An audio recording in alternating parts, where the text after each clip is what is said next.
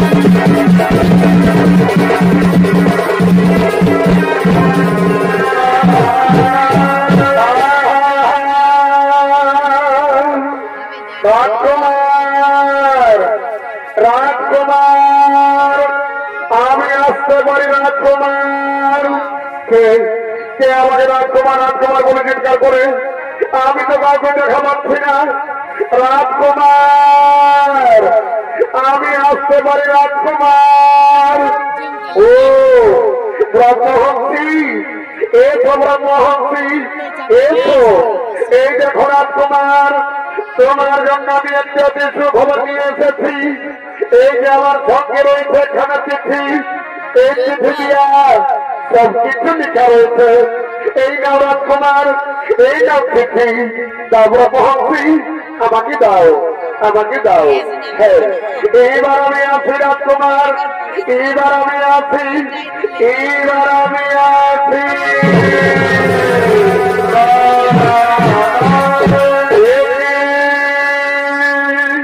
কে কে আমাকে দিল্লিকে আবাহন করেছে? কে সেজন? কোথায় সেজন? কিসের জন্য আমাকে দিল্লিকে আবাহন করেছে? না না না না না, আমি ছুটে যাই তার কাছে। কে সেজন? আমি ছুটে যাই, আমি ছুটে যাই, আমি ছুটে যাই।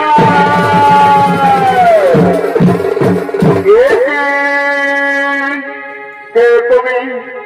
এবার তোমার পরিচয় দেখে মনে হয় কোন রাজকন্যা।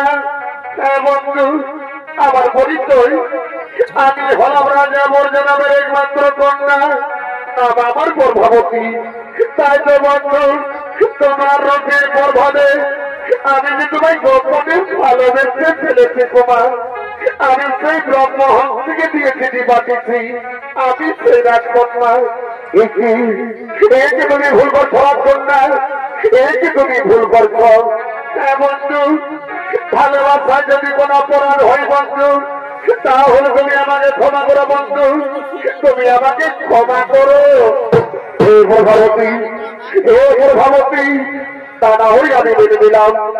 কিন্তু আমি শুনেছি নাকি রাজনন্দিনী তোমার পিতা মৌর্যপুরের সর্বশ্রেষ্ঠ রাজা।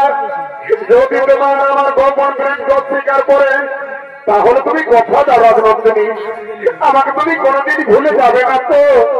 এমন না, আমি জানি স্বয়নে গোপনে গোপনে ভালোবেসে ফেলেছি। আমি জীবনে মরণে আমি শুধু তোমারই থাকবো বন্ধু, আমি শুধু তোমারই। এ জীবন তোমাকে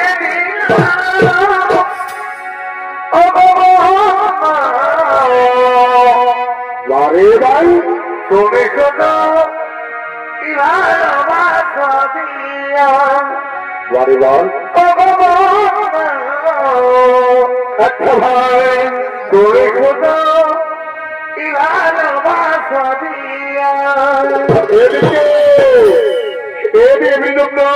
ও গর্ভবতী, তারা দুজন দুজন গোপন প্রেমে রত হতে চলেছে।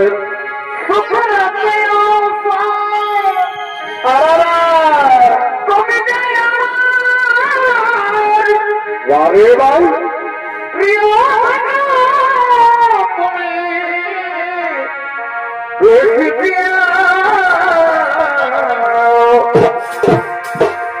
তুমি শুধু ভালোবাসা দিও, তুমি শুধু ভালোবাসা